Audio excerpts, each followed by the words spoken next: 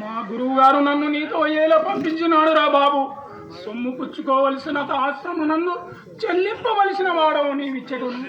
భార్య పుత్రులతో సుఖం ఈ ఇరువురు మధ్యన ఆ సుఖంటులాగు పడిపోటట్టు తిరుగుటదు.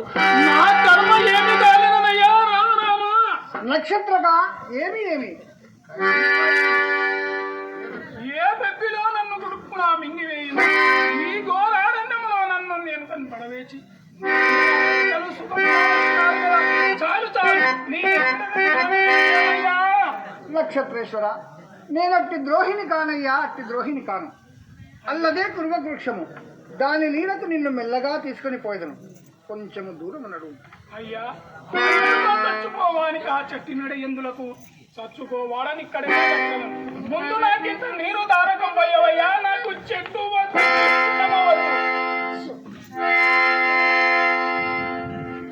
ఇక్కడ ఎక్కడనూ నీరు లేదే. మరి ఇలాంటి అరణ్యమును నన్ను ఎలా తెచ్చిదివి? అయ్యా, స్నేహము కుదరక మున్ను ఒక్కని గుణాగుణముల వలన తొలుత నాకిది నిర్జల స్థలమని తెలిసినది కాదయ్యా, నిర్జల స్థలమని తెలిసినది కాదు. అవునవును, ఏ పెద్ద పులి నోట నోబడి ఈ బ్రహ్మచారి సచ్చినతో అప్పటికి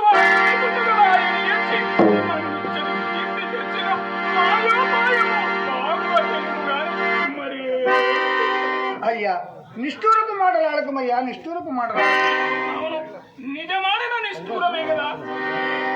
పటోత్తమా, లేచిరమ్మా.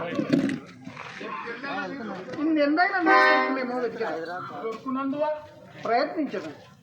అలాగైనా నా చేయి పట్టుకోండి.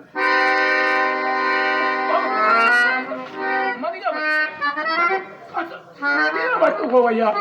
వాడిపోయిన పెరుగు తోట కూర కాడవలేనున్నాను.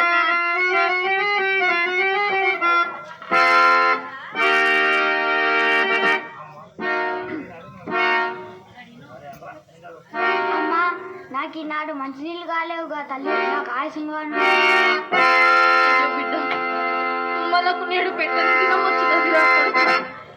అక్కడ సార్వభౌముని కుమారులకు నేను అన్నోదకములు కూడా కరువయ్యగా ఇప్పుడు నేనెంత చింతింపను, ఏమని వివరించను? శ్రేయో బంధుడ సార్వభౌమ పద విశ్లేషము ప్రాప్తించబో.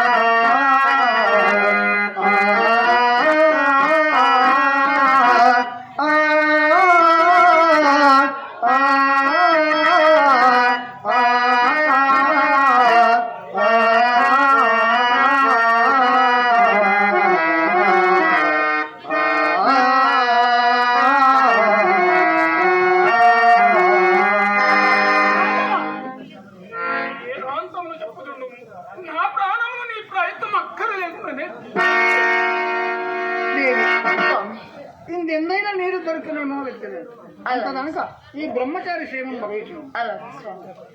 పటోత్తమ ఆ కమండలం ఇస్తారు.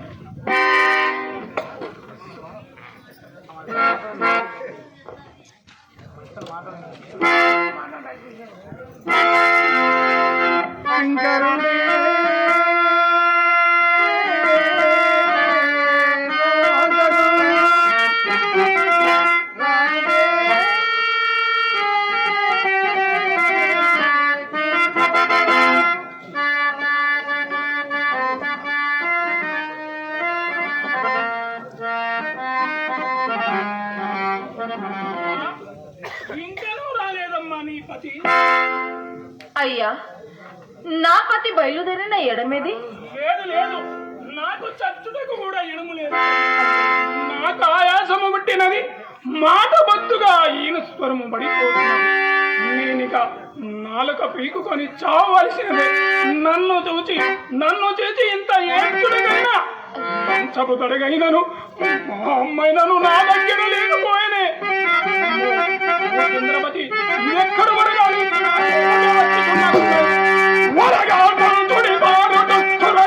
బ్రహ్మాండము కాల్పగా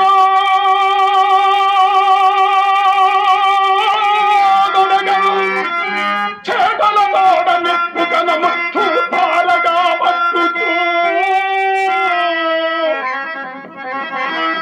తడిలేదింతయు నాల్కపై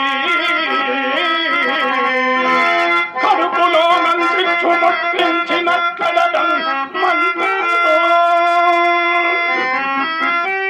కడుపులో నందించు ముట్టించినట్లడం మండలు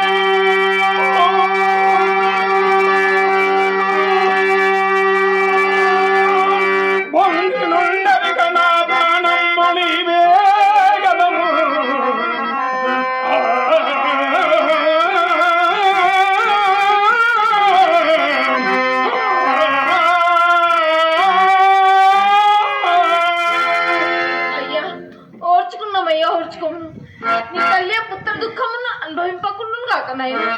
ఏమో తల్లి, నా ప్రాణానికి ఎంత కావలేను.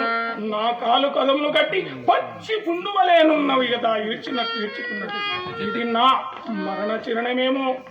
అమ్మా, నేనెంతకు బ్రతికి ఉన్నానా తల్లి? అయ్యా, స్వయంగా మాట్లాడుతున్నావు కదయ్యా. కొంచెం అనుమానంగా ఉన్నది అమ్మా.